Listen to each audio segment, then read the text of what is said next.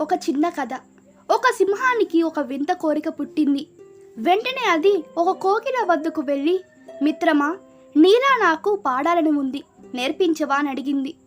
సింహం నోట కోకిల కూత అసాధ్యమని తెలిసినా ఆ విషయం సింహానికి చెబితే దాని కోపానికి గురి కావాల్సి వస్తుందేమో అని భయపడింది కోకిల. అందుకే తనలా పాడడం సింహానికి నేర్పించే ప్రయత్నం చేసింది. కానీ సింహం పాడలేకపోయింది.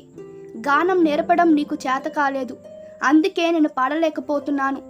నీ ముఖం నాకు చూపించకు, ఈ అడవిని వదిలిపో అని కోకిలను ఆదేశించింది సింహం. చేసేదేమీ లేక కోకిల అడవిని వదిలి వెళ్ళిపోయింది. కొన్నాళ్లకు ఆ సింహానికి మరో వింత కోరిక పుట్టింది. వెంటనే అది ఒక నెమలి వద్దకు వెళ్ళి, మిత్రమా, నాకు నీలా నాట్యం చేయాలని ఉంది, నాట్యం నేర్పవా అని అడిగింది. సింహానికి నాట్యం విద్యను నేర్పించడానికి తన శక్తిని మించి ప్రయత్నించింది నెమలి. కానీ ఎంతకాలం అభ్యసించినా సింహానికి నెమలి నాట్యం అబ్బలేదు. నాట్యాన్ని నేర్పలేకపోయిన దద్దమ్మవు, తక్షణమే ఈ అడవిని వదిలిపో అని నెమలిని ఆదేశించింది సింహం. మరో దారి లేక నెమలి కూడా అడవికి దూరంగా వెళ్ళిపోయింది. ఆ తరువాత ఆ సింహానికి చిలుక పలుకులు, కుందేలు గెంతులు, కాకి అరుపులు, తాబేలు నడకలు, పిచ్చుక కిచకిచులు వంటి నైపుణ్యాలన్నీ నేర్చుకోవాలన్న కోరికలు పుట్టాయి. నేర్పమని ఆయా పక్షులు జంతువుల దగ్గరకు వెళ్ళింది సింహం. ఎప్పటిలాగే తన చేతకానితనాన్ని వాటి మీదకు నెట్టి వాటిని అడవి నుంచి వెళ్ళగొట్టింది సింహం.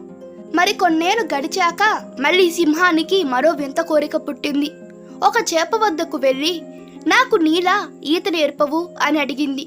ఒకవేళ నేర్పలేకపోతే మరణశిక్ష ఉంటుంది, జాగ్రత్త అంటూ ఆ చేపను హెచ్చరించింది కూడా.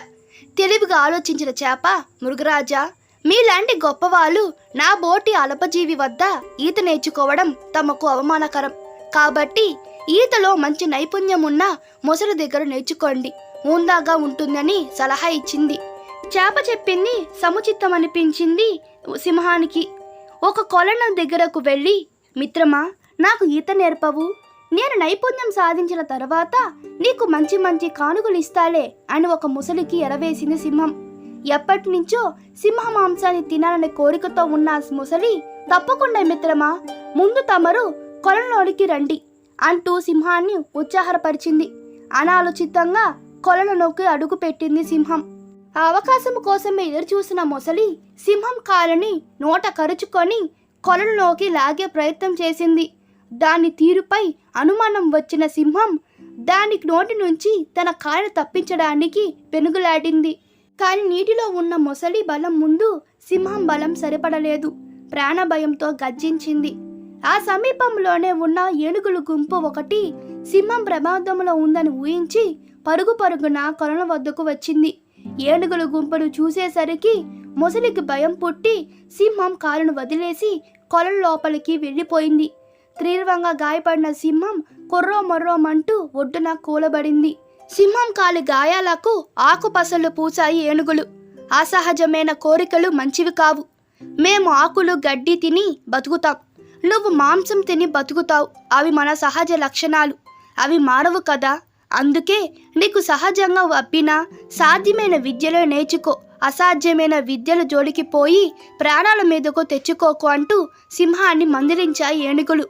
తన తప్పు తెలుసుకున్న సింహం తాను వెళ్ళగొట్టిన పక్షులు, జంతువులన్నిటినీ మరలా అడవికి పిలిపించింది.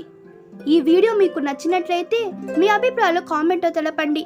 మరిన్ని వీడియోస్ కోసం మా ఛానల్ని సబ్స్క్రైబ్ చేయండి. Thank you.